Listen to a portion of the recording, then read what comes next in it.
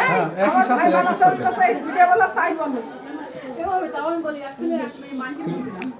help কর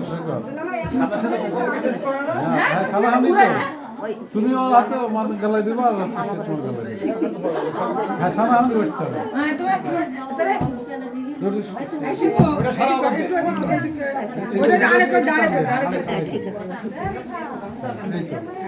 ঠিক আছে ওই যে দাদি বলছিল এই যে ছোট দাদি আমাদের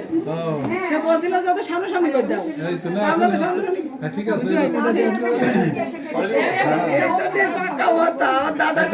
একদম সৈকত আগে ছেলে আগে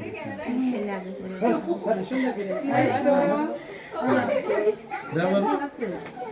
এবার হচ্ছে নিশান না